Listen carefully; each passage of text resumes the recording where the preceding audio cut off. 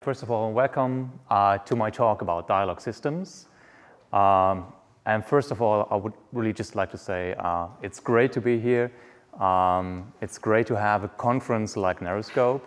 So I really want to thank the organizers for coming up with that idea and really organizing all that stuff. Because I think stories and games just have become so much more important in recent years. So having a conference dedicated to just that topic is extremely helpful in, pushing us forward. So, but first of all, who am I and what can I tell you about dialogue systems? My name is Julius and I'm the Chief Product Officer at Articy. And thinking about dialogue systems is actually an important part of my job, because what we're doing is we create tools for game writers, narrative designers, people like you in the end. So you might have heard of our main product, which is called Articy Draft. The first version was released back in 2012.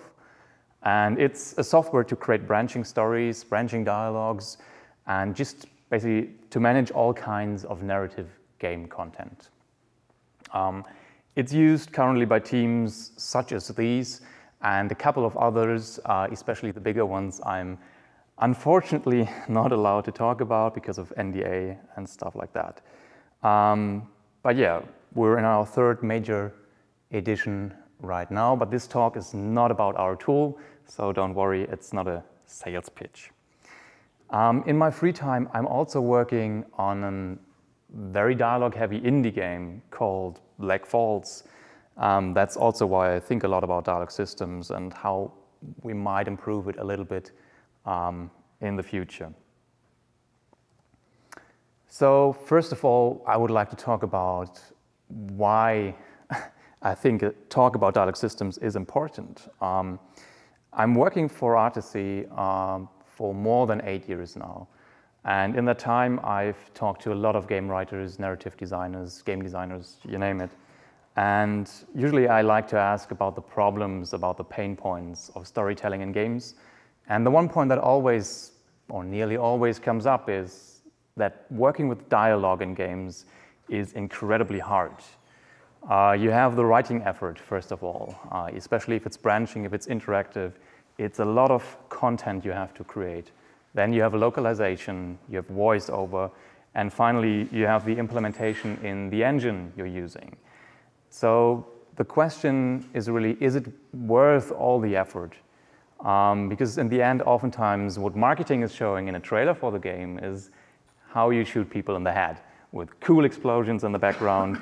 And usually dialogue is, well, not something that is on the backside of the game when it comes to stories.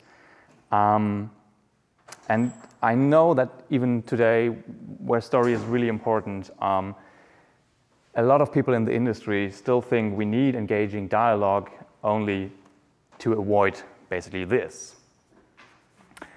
And I think that's a really bad reason. So if dialogue just exists to point the player in the right direction, it feels like a waste of time and really like a missed opportunity to me. And I think it's a missed opportunity because dialogue can be so much more. And that's why I would like to start this talk with a very short scene from the movie Steve Jobs, just to illustrate once again how powerful dialogue can be. We're there? Hey, Chris. Hey, Andy. How are you doing? Terrible. You guys caught up now? Excuse me for saying hello to my friend who thinks you're a dick. I don't think We're there. No, it's got a 1 in 6 chance of working. God damn it! Well, we're not a pit crew at Daytona. This can't be fixed in seconds. You didn't have seconds. You had 3 weeks. The universe was created in a third of that time. Well, someday you'll have to tell us how you did it. Here's what I'm gonna do.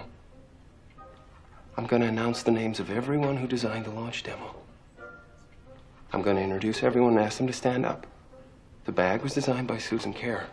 The Macintosh font that's scrolling across the screen was designed by Steve Capps. The Starry Night and skywriting was Bruce Horn. Mac Paint, Mac Wright, Alice, down to the calculator.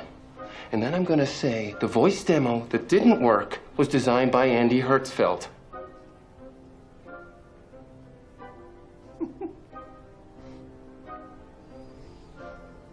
Steve, 5 and 6 is your chance of surviving the first round of Russian roulette, and you've reversed those odds. So unless you want to be disgraced in front of your friends, family, colleagues, stockholders, and the press, I wouldn't stand here arguing. I'd go try and get some more bullets out of the gun. Do it, Andy! So in this short scene, I think we learned so much about the characters, more than any kind of exposition could have told us. It's really, we know now exactly who these characters are. And even though nobody is pointing guns at each other, nobody is hanging on the edge of a cliff, tension is really incredibly high. So just keep that scene in mind while we now take a look at how games tackle dialogue. Games feature dialogue since a very long time. I think one of the first truly successful games with a strong focus on interactive dialogue was, of course, Monkey Island, and that was nearly 30 years ago. Since then, we've seen lots of improvement when it comes to dialogue. Today, we have realistic facial expressions, we have professional voice acting, we have really movie-like camera work in a lot of games. And all of that led to a much more dynamic and emotionally captivating experience. And I think what's even more interesting and what makes me really happy is that interactive dialogue is now in nearly all kinds of genres. It's not just in RPGs and classical point-and-click adventures anymore, it's everywhere. Take, for example, Assassin's Creed Odyssey, which is the first title in the series that introduced interactive dialogue, branching dialogue, and was really praised by critics and fans for finally presenting choices not only when it comes to exploration and combat, but also in the story itself. PC Gamer, for example, wrote, "Having agency in the story has done wonders for making me more attached to Cassandra's journey. I really felt invested in what was happening." So that's great. That's really a development that I really, really love to see. But I think we still have to talk about dialogue quite a lot. And that's because there's also a kind of an opposing trend to this. If we look back 20 years, Baldur's Gate 2 was released. It was clearly a milestone for interactive dialogue. And even today, it's praised for its story and engaging character interactions. And it's one of the best rated games ever. So, sorry? Baldur's Gate 2? Baldur's Gate? It's an RPG by BioWare. So let's skip forward to today. This is BioWare's last game released this year called Anthem. I don't know how many of you have played Anthem? Oh, well, oh, there's one. Cool, okay, so that's good that I have that clip with me because I wanted to show you how dialogue works in BioWare's latest game. All right, this I've got to hear. What did he do to himself? It was a shaper relic and things got weird. You know how it goes.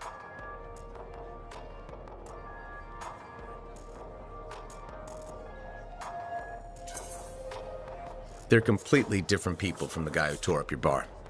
Literally. So you might think, okay, this is just one example where you only have two choices. No, that is the dialogue system. You only have two choices. It's a binary system. When it comes to you to interact with the NPCs, you only have a positive and a kind of a negative answer. And that's it. So, you just saw the rating for Baldur's Gate. This is the Metascore for Anthem. It only has a 58, and it's BioWare's worst rated game ever. And a lot of reviews agree that the dialogues are actually one of the main reasons for that. Polygon, for example, said, "Even with a solid acting and writing, the conversations in the fort are almost entirely one-sided." And PC Gamer agrees and says, For Tarsius is a narrative prison where the story and characters are locked away from everything else, our conversations having all the intimacy of phone calls through glass. And it makes me long for BioWare games of old when choices I made had consequences. So I'm certainly not here just to bash Anthem. That's not my point, but I think it's really important to acknowledge that players and critics do care about the quality of dialogue in games. It's not something like, okay, you need to just point players into the right direction. And Anthem in particular is a great example that makes clear that it's not only about writing and voice acting and all this other stuff. The underlying dialogue system is, I think, of equal importance. And to be fair, we haven't seen much progress when it comes to dialogue systems since Monkey Island, 30 years ago. And even worse, some of recent games like Anthem are even a kind of a step backwards. So that's why I think we have to talk about dialogue systems in games. And because that's a pretty big topic, I set myself a few constraints for this talk to, because if I try to talk about everything, that wouldn't work in just 1 hour. So I won't talk about linear dialogues.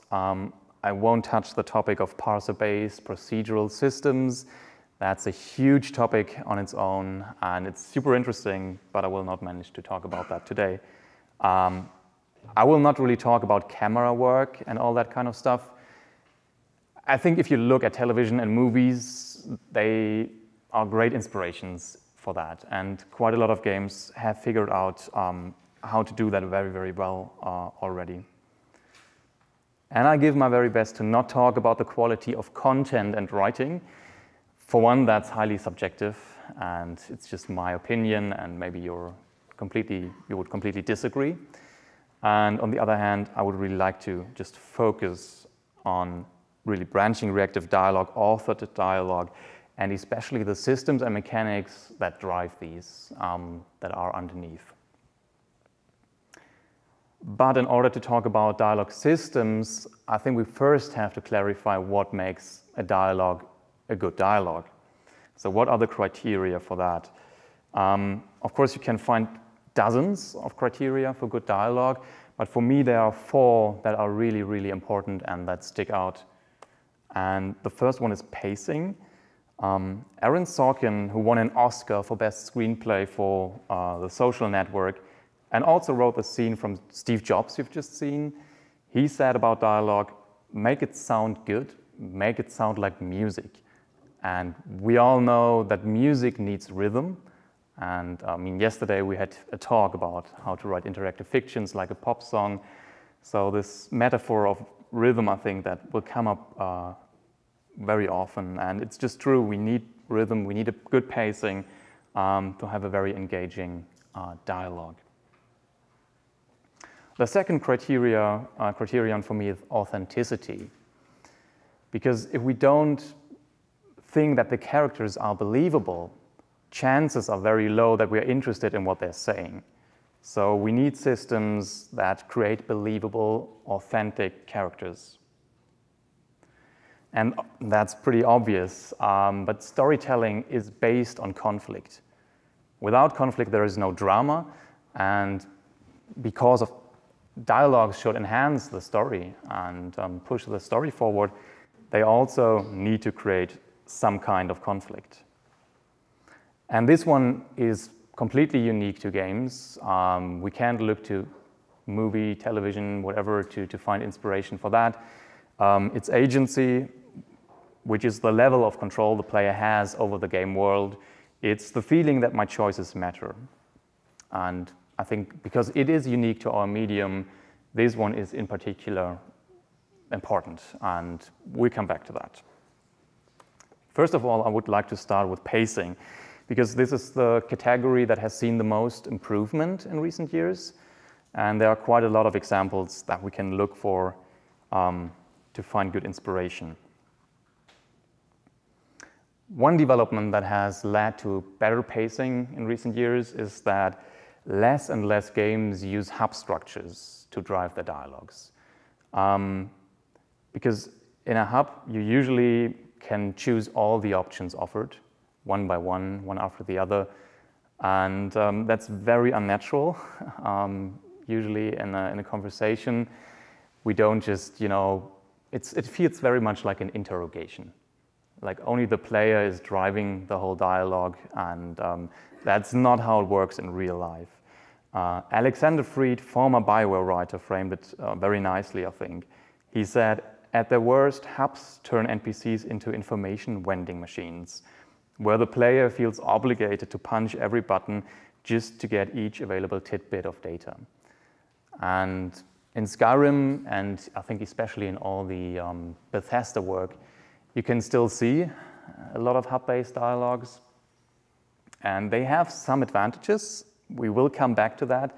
But when it comes to pacing, they are really awful. It's not a very fluent, natural conversation that's going on there.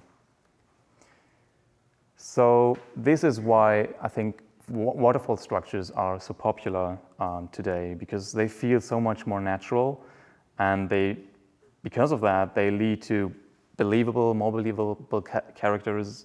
They lead to better pacing, and they have the inherent capability to create tension. Because players understand that each option not chosen is probably forever gone.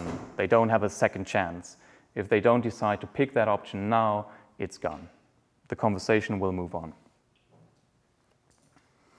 But using a waterfall structure is, of course, not a silver bullet. It don't solve all the problems. Just as an example for that, let's take a look at Assassin's Creed Odyssey. Tell me, Misthios, did you learn anything worthwhile in your dealings with the wolf? I'm done talking. I should kill you where you stand. Temper. And they said you'd be different. But blood is blood, I suppose. So even though it's clearly a waterfall structure, without reoccurring hubs, the dialogue often feels very slow and artificial. And I think that's mostly because it pauses all the time. Whenever there's a choice, everything stands still and the game waits for your input. And that doesn't have to be like that. I don't know why, but that's a AAA game which has cost I don't know how many millions of dollars. And they still use the same dialogue system that Monkey Island used 30 years ago. That's a shame, I think. But it can be done better, and I think the most simple solution for this problem is to have timed decisions. And Telltale games in particular made that system very popular, and you can see timed decisions in a lot of interactive dialogues nowadays. Interesting, again, it's Telltale didn't invent timed decisions. The idea is much, much older than that. One of the first games that used timed decisions was I think, Sakura Wars, which was released back in 1996. So again, more than 20 years ago.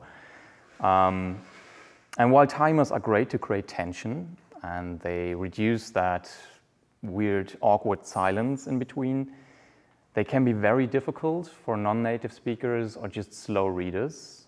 So the solution most games offer are short preview texts that hopefully can be understood instantly. But that again can lead to a whole new set of problems. And Fallout 4 is a great example for that. All right, I want you to pay attention to the option that I select in this conversation. All right? Yep, I'll see you soon with the package. Good luck. So I chose the option. I chose the option for speaking that wasn't yep. And the first word out of her mouth was yep. So that was not a timed decision. So Bethesda wouldn't have the need to shorten their preview text like that, but they did anyway. And I think that's a really big problem in that game, and a lot of people criticized it for that. Because unclear options making the player character behave in unwanted ways, or options leading to the exact same line of dialogue are very frustrating. So frustrating even that one of the most downloaded mods for Fallout 4 replaced these short preview texts with a complete line of dialogue. It's downloaded by hundreds of thousands of players because they were so annoyed by these shortened preview texts. So just to keep in mind, if you shorten your choice texts to be able to do something like timed decisions, clarity is always more important than reading speed. I think everybody can forgive a little bit of, bad pacing as long as the clarity is there and the player character doesn't do anything that I wouldn't expect him or her to do. But luckily, we do not need to rely on text alone to present short but precise answers or choices. And BioWare's Dragon Age is a very good example for that. They use icons and symbols to make the options more clear. Because the phrase, "such a critic," certainly doesn't hint at romance on its own. But I think the icon just makes it absolutely obvious what will happen here. Another option we have is just to be very consistent in the way how we present our choices. And the best example, again, for consistency is probably BioWare's dialogue wheel. They even have a patent for it, so be careful if you want to borrow that idea. You might get sued. In that patent, though, they really specify in detail where which option should be positioned to make the system more consistent. For example, agreeable options are always in the upper right. Options where you disagree with what the NPC said are down below, etc. And that really helps players to understand what to expect when choosing a certain option in the system. In Star Wars: The Old Republic, response options were arranged differently according to the player's character class. The Smuggler class, for example, always had the most Han Solo option appear at the top of the list.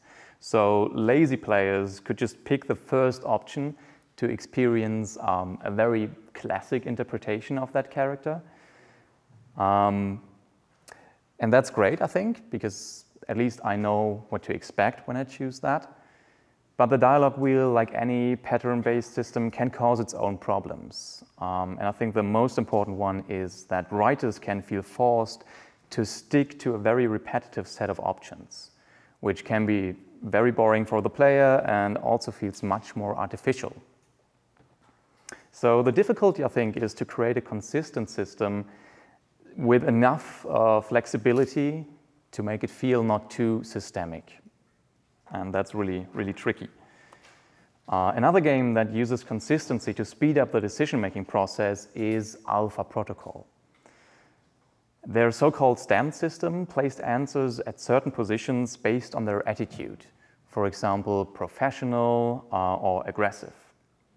But what makes the pacing in Alpha Protocol really special is that the system has no pauses, really no pauses, and they don't cheat with timed decisions. There is just never a pause in that dialogue system. And the first example when I thought about that was Bandersnatch. And I think Bandersnatch got a lot of praise for having a system where there is never a pause. You always choose while the characters are still talking. But actually, Alpha Protocol did that years ago. And they did it really, really well. And I think they didn't get enough credit for that, actually. So you pick your answers while the NPCs are still talking, and that feels extremely natural and fluent. A much more recent example for that is Firewatch. And it's really a great example when we talk about pacing, because they combine a lot of the things I just mentioned. They have very short but precise options, they have a timer, and they have no pauses at all. You know, if it makes you feel any better, you're a member of a diverse club of lookouts that have come to the thoroughfare after a breakup. There was Vernon, whose wife got put away for running cocaine. Becca, who was widowed after her husband, a jockey, was trampled by his horse. And Sharon, whose boyfriend had his own boyfriend. Maybe a bone that... So I think that's really one of the best examples you can look into when you're trying to have better pacing for your dialogue system. And what's interesting is they have a timer, but that timer is not really stressing me. Even though I'm not a native speaker, I have plenty of time to decide, but still I decide within that time frame they give me, so there is never that awkward silence in the conversations. So it's a really, really great example. If you haven't played it, I can totally recommend that.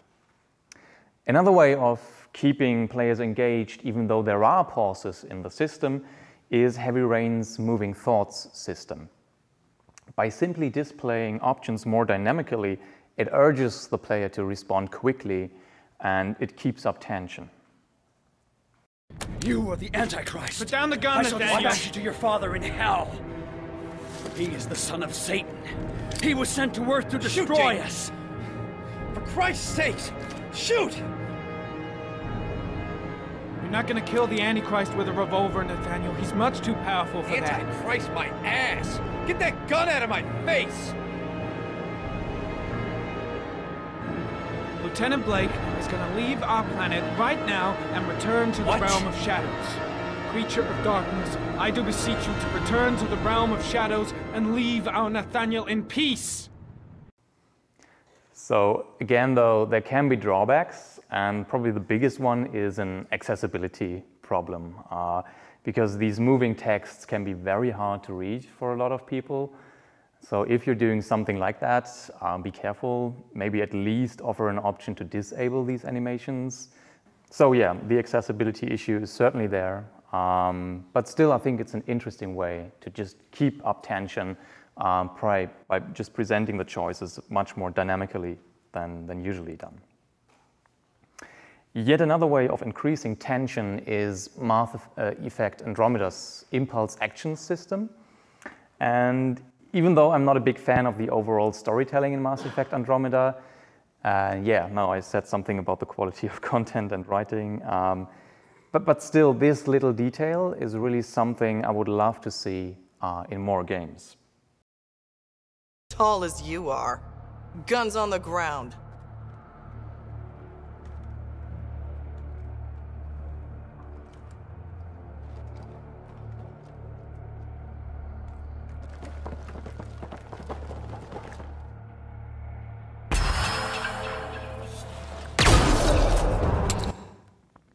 So the trick is that these actions do not appear in predictable patterns. So if you don't want to miss such an opportunity, you need to stay alert at all times. And this really makes players much more engaged, because you never know when such an opportunity will turn up the next time. Furthermore, it breaks the rigid separation of action gameplay, dialogue, just a little bit at least, and thus making conversations feel less detached from the overall experience.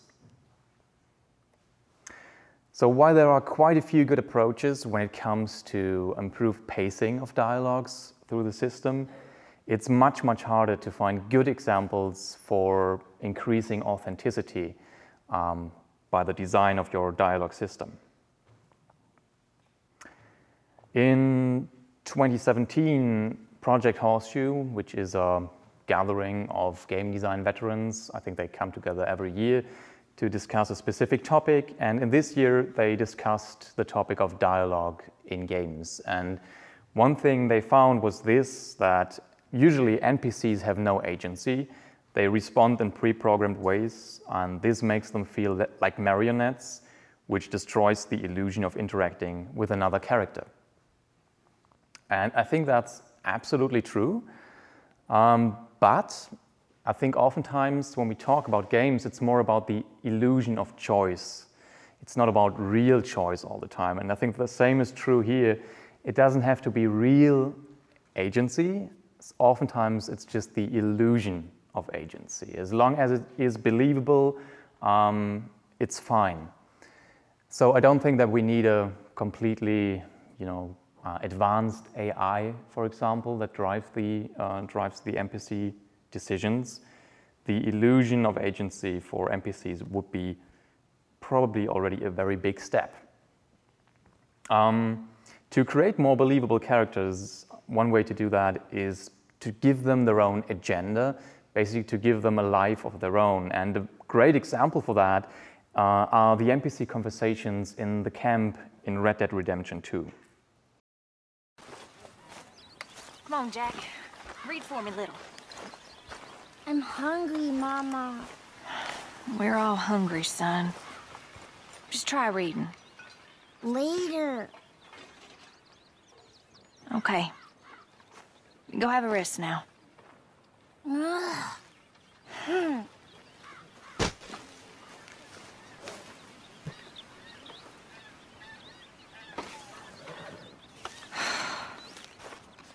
gotta get something to eat, Arthur. Sure. So this scene would also happen without the player standing so close. But the last sentence is only triggered by the player's position because we are so close by. And that really enhances the feeling that the NPCs are aware of my presence. They know that I'm there. So I, as a player, make a difference. But what is more important is that I'm not what keeps the world turning. I'm not in the center of everything. The NPCs, they have their own worries, they have their own thoughts and feelings, and they just talk to each other and not only to me. And they have a lot of really, really great scenes like that in Red Dead Redemption 2. So I would really just recommend playing that game only for the camp interactions. It's really awesome what they did there. In real life, many things happen at once. You can't be everywhere or experience everything. That's just not possible. And The Last Express, a game released back in 1997 by Jordan Mechner, the creator of Prince of Persia, actually used a time system to create authenticity. Things happen whether you're there or not in this game. The NPCs have their own schedule. They sleep, they get up, they go to the dining carriage, and they have conversations there. And if you don't go there, they still do that. It still happens. The story progresses anyways. And this really elevates NPCs from being marionettes only, reacting to the player, to believable acting personalities. And it's really interesting, that game was released in 1997, and since then, at least I don't know of any other game that uses that really to create authentic characters. Maybe there is an interactive fiction, I'm not aware of all that stuff that happens there, but at least in the more mainstream, I think, game industry, there is not really a good example for that since then. And that's a shame. I think that's really a very good way to make characters more believable. A simpler approach to make NPCs feel more alive is to just let them actively seek interaction with the player. And I would call that mixed initiative. And one example for that is, again, Baldur's Gate 2, where your party members would initiate romance conversations, not you. And just a simple timer in the background paired with a few variable checks as trigger made it seem as if the characters had a will of their own, because it was not predictable when they would do that. It just happened at some point and was like, wow, you have thoughts of your own and now you're telling me something. That really changes a lot. And I think even more effective in that game was that party members, if you always ignore them, if you always decide against what they are proposing, they would just leave you. They would tell you at some point, okay, I'm done with you. If you don't listen to me, I will go my own way. And I don't know, I think today a lot of game developers don't dare to do that. Like, no, we can't do that. It's up to the player, they should decide. And we can't take one of the NPCs away from them. But back then, they just did that. And like, okay, if you were playing the, I don't know, lawful good paladin, the bad guys in your party would just at some point tell you, no, that's not what I think. That is not my morale. I will leave you. I will do my own thing. And that was really powerful. It really changed the way I interacted with the characters after that happened to me.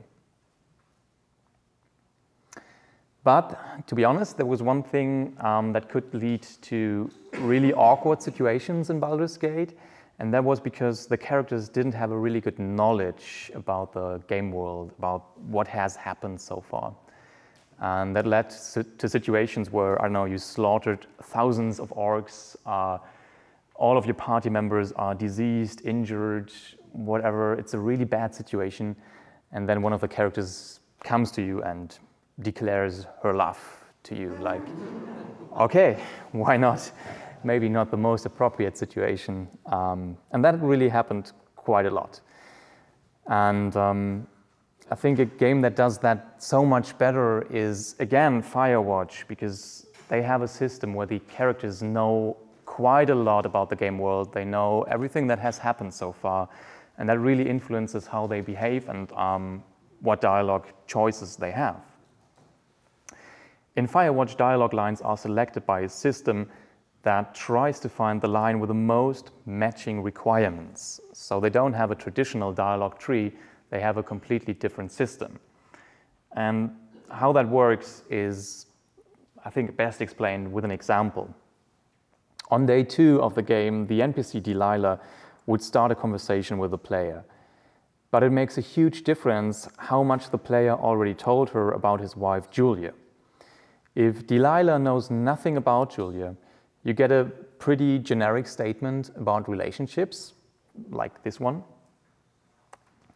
But what if you did talk about Julia and also told Delilah she was not feeling well? Then you get the fitting phrase. What does she have? So it's just a small sentence, but it's totally appropriate to what I have told her before. And the magic about this system is that players probably won't even notice its complexity.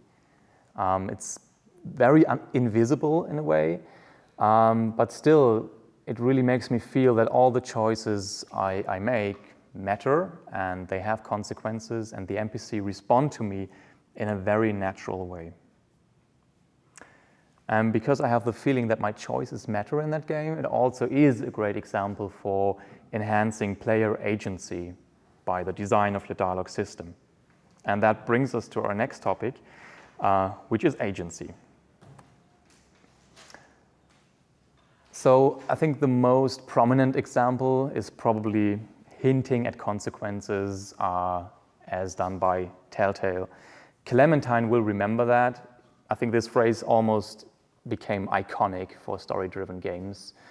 It got so much attention and it worked really, really well in the first season of, at least, The Walking Dead. So hinting at consequences, it's a really simple trick.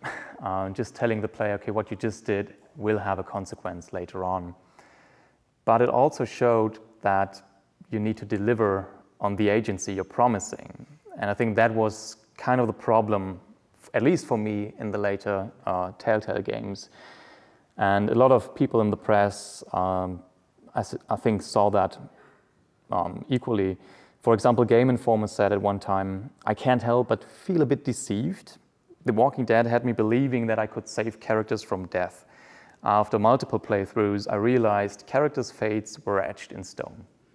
And I think that's true for a lot of players. Once they understood, no, basically they cheat all the time. They tell me there will be consequences, but that character will die anyways. There's nothing I can do about it. So the initial idea is great. Just make sure that the content actually fits that system. An interesting way to do it the other way around can be found in Detroit Become Human. They really approach this problem from the complete opposite angle, and that's how it looks. The Deviants have nothing in common. They're all different models, produced at different times, in different places. Well, there must be some link.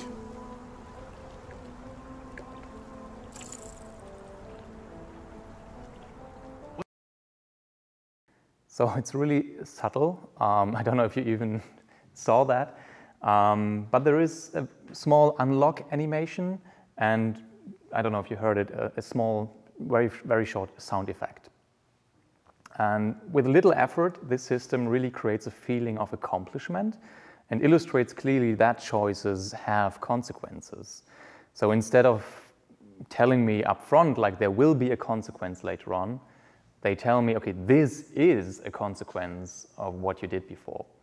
And I think I never not chose a choice like that. I always did go for it because it felt so much more rewarding. Like I worked for it, I did something, and so I of course want to see what happens because of that. I want to see that consequence. So really neat little trick. Remember that I said hub-based dialogue systems should be avoided to not destroy pacing? I think that's right, absolutely. But to be fair, hubs can also have a positive effect because they usually offer more freedom for the player to choose the topics they are interested in that particular moment. So this again could enhance the player's feeling of agency. And that's why we try to combine the advantages of hubs with more natural waterfall systems in Black Falls. Because here, if you initiate a conversation with a character, first of all, you get a very traditional hub-based UI, where you can just choose the topic you would like to talk about. And as soon as you choose that, it switches completely to a very natural waterfall system. It's no magic at all, but I think it really combines that improved feeling of agency and the much, much better pacing of waterfall structures. Agency is also about being in control, and again, it's Firewatch as an example, but they really did a great job there. Because in Firewatch, you can always move and look around, even during dialogue. It's not like you're locked in that system. It's still, you can walk through that environment. And it even allows you to interrupt an ongoing conversation by switching the topic to something else you found. So you wander around, you're talking to Delilah, and you come across that tree, and you could just say, oh, I found some claw marks. And that really changes the topic of the dialogue. Another example of this walk and talk system is Oxenfree. Here, interruptions play an even more crucial part in the dialogue system. Because in Oxenfree, the player can interrupt NPCs at basically any time. And of course, that leads to a new kind of problem. If you can interrupt NPCs everywhere and at every time, how do I make sure as a writer that some kind of information, really crucial, important information, is delivered to the player so they don't get lost in the story and they don't wonder what's going on? And therefore, they came up with a system that looks like this, and it might look a little bit intimidating, and it sure was a huge effort to make that system work. But the principles behind that system are relatively simple. Whenever a conversation turns to a new topic, a bookmark is set. If the dialogue is interrupted now, the system will try to resume the dialogue at a later point. And there is a specific entry point for each bookmark. This entry point comes with a special line of dialogue used to pick up the topic in a more natural way. And not all players liked that interruptions happened that often in Oxenfree. Sometimes they happened basically by accident, and that was criticized. But overall, Oxenfree got a lot of praise for how natural the dialogues and conversations feel. And again, I think it's a good source of inspiration. So there are some examples for improving agency. Interestingly, there is little to no really, really great examples when it comes to conflict, which is created by the dialogue system. Of course, you have conflict that is created by the content itself, like the writing. The writers came up with a very, conflicting scene where the characters have opposing goals, and that creates conflict on its own. But how could we create a dialogue system that really enhances that feeling of conflict? There are very few examples I found that I think are interesting. One is the Council, which has some kind of resource management system built into the dialogue system.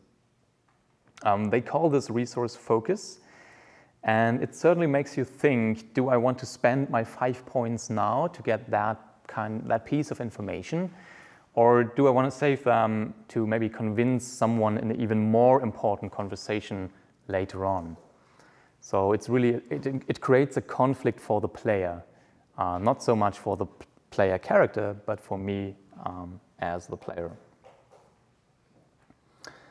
And in Black Falls, we try to do something kind of similar. We try to be inspired by The Last Express with their time system, and really use that as a resource for the player. So every line of dialogue basically costs time, and there's nothing I can do about it. Everything I say will move time forward. So I have to be really careful to choose with which character I want to talk more and when I want to switch a topic, because I can't talk forever, and at some point the day is just over and there's nothing I can do anymore. L.A. Noire and other detective games understand conflict slightly more literally. Where do you keep your work clothes? I keep them at work in my locker. Enough lies, Hugo. Your overalls put you at the scene of the crime last night. My overalls are in the laundry of my house.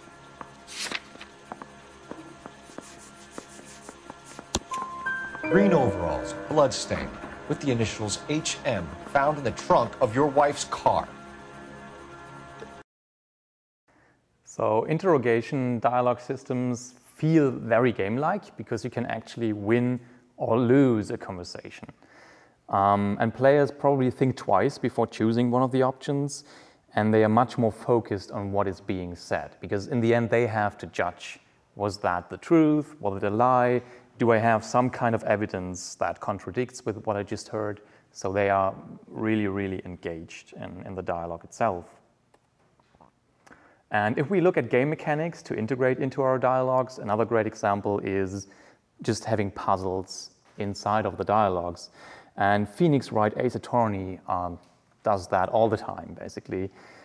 Here, players have to choose a specific kind of evidence they found before to contradict what people say in court.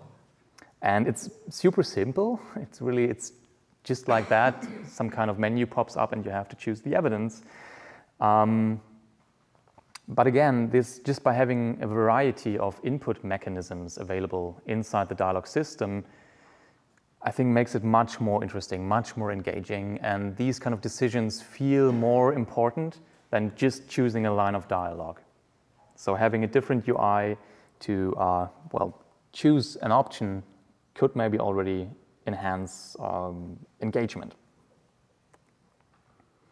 And then there are relationships. Relationships are the driving force of all fiction and indeed of most conflict itself. The deeper and more emotional the relationship between two characters, the more we care about the conflicts arising between them.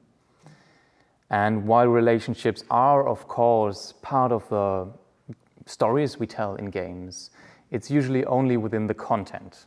And very rarely it's really inside of the dialogue system or the systems in general. And even the games that have some kind of relationship systems, I think it often is only used to have some kind of reward, like a trophy. Yeah, you unlocked that romance, you made that character love you, and here's your reward. I don't know. It depends on the age rating, how much you get there. But that's oftentimes it. And it's interesting because in all other kind of media, relationships are the main source for conflict. And in games, that oftentimes is not the case, especially in dialogue systems. Probably one of the best examples for a game that uses relationships to create conflict is The Sims. And that's kind of sad because actually the character interactions here cannot be really called a dialogue. It's super interesting from a systemic standpoint, and it can really lead to interesting situations, but it's not really something that it helps us when we want to design a dialogue system. It's very abstract.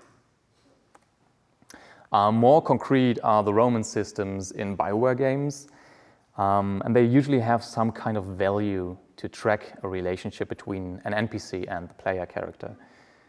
And just to have that value and having the player being aware of that value really strengthens the feeling that my choices in a conversation matter, and that saying the wrong thing might damage a relationship I care about.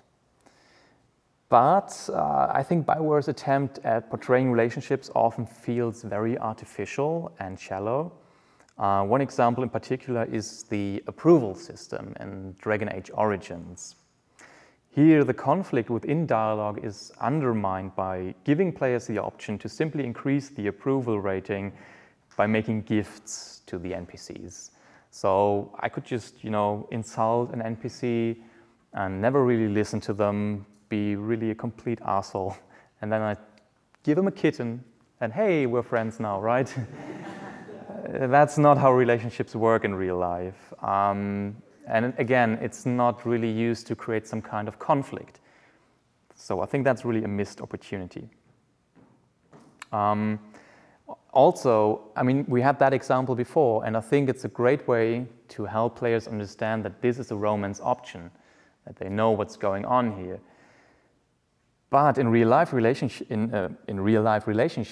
the challenge is to truly listen to people and to remember what someone cares about in order to say something that they appreciate. There is no flirt button in real life, even though maybe some people would like to have that, but it's not how it is. And I think by removing this challenge, again, they missed some kind of opportunity. Like, make people really listen to what the NPCs are saying. If they want to romance with them, then they should really care. Okay, some dating sims at least try to use relationships as a source of conflict. In Tokimeki Memorial, for example, neglected, infrequently dated girls would eventually become angry and gossip to their friends, severely reducing love meters across the board. In the middle of the game, when the number of known girls was high, these bombs became the primary concern of the player, forcing careful planning and strategies like round-robin dating. So again, it's pretty artificial. At least I think the idea behind it is good, having some kind of jealousy system. That's really something I would like to see more in games, actually, because it creates conflict. Having NPCs talk to each other, like this gossip they do, that's great. That's what happens could happen in real life as well. But forcing the player as a solution to that, just to, this round-robin dating, that's a bit silly. So if that system would also offer choices to deal with that, meaningful choices within the dialogue system, I think that could be really, really interesting. And one thing that also is oftentimes missing when we look at relationships in our dialogues is that usually the player has no opponent. It's like, okay, I want to make that NPC love me, then I just have to click the right choices and I win. Baldur's Gate 2, again, did that a little bit differently, at least in one of the romance options. There, the player really has an opponent. Another NPC also tries to, get into a relationship with that girl. And if I don't carefully choose what I say, I will basically lose her to that guy. And that's really like, that could happen in real life as well, of course, if I don't really care about them. And even if I win, then the other guy just again leaves my party. He will tell me, no, you stole the woman I love, and so I will not go along with you anymore. That's really interesting. Of course, there are several other ways to integrate game mechanics into dialogue systems, and even simple things such as a skill check in an RPG can enhance player engagement because it makes that choice somehow stick out. It makes it feel more valuable, more rewarding in a way, and it just acts, it's just there because I chose some kind of skill or some kind of attribute. So again, it enhances the feeling, the sense of agency.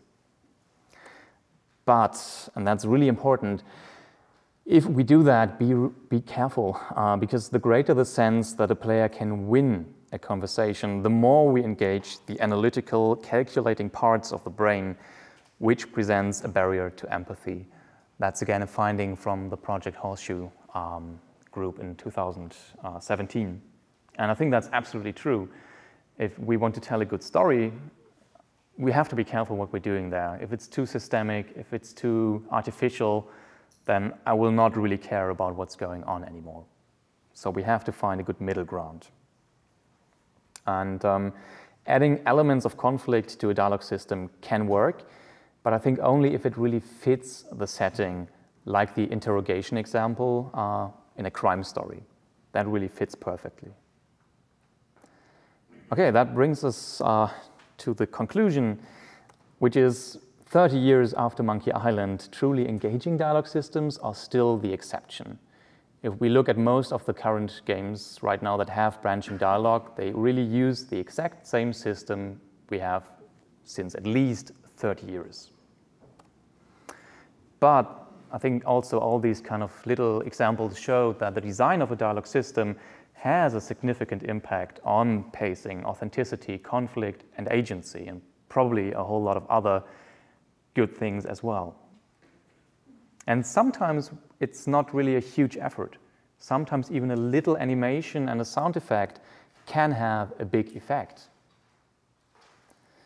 And of course, that might be very obvious, but the best results occur when systems and content go hand in hand.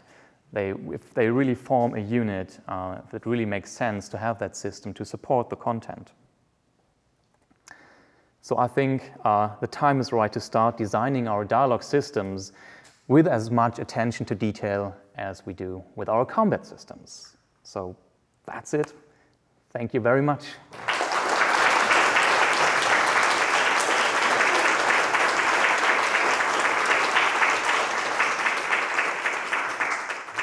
Thank you. Do you have any questions?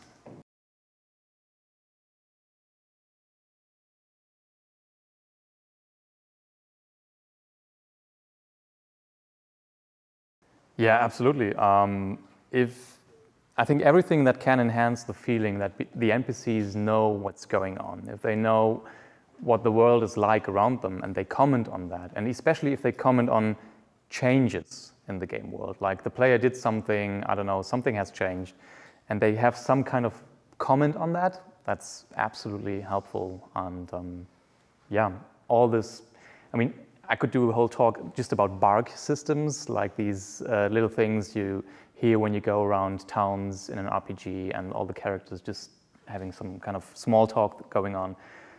That's super helpful, I think, yeah.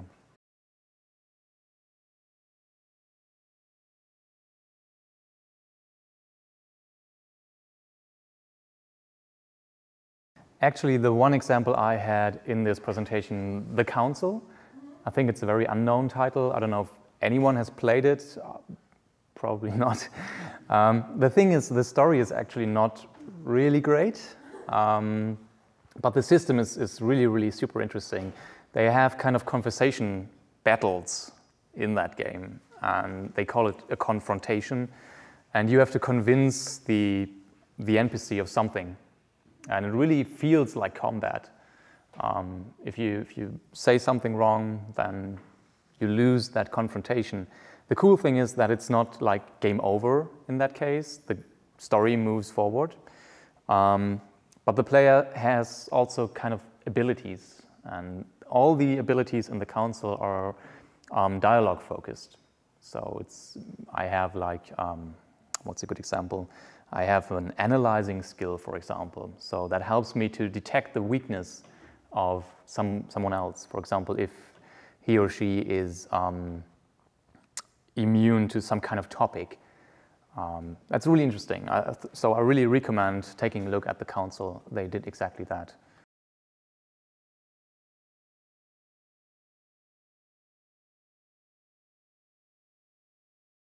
Yeah, there certainly is. I think one example is what the guys at Inkle do. It's great how nuanced their dialogue can be because they don't have voice acting. It's awesome, but it's impossible to do that if you have voice actors. So it's a trade-off. and it's something you have to think carefully about, I think. What kind of target audience do you have? Having a good voice actor can do so much, I think, for having a believable character, for adding emotion to what is being said. If you don't have that and you really rely on text alone, then even, I think, especially then, you have to think hard about your dialogue system to make it really, really good. And that, again, that has completely new issues, like how do I present the text? Which font is really good, font size, text animation, text sound for the animation, and all these little details. I think that, again, could fill a whole talk of its own. But yeah, it's really a big decision.